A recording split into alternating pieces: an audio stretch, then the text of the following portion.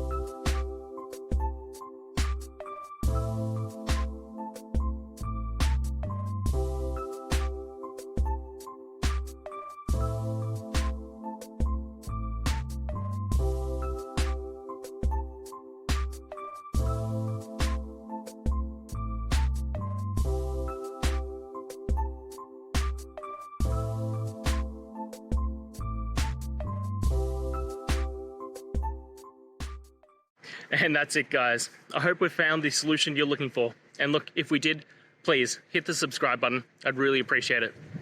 And until the next time you need technical help, I hope you have a good one.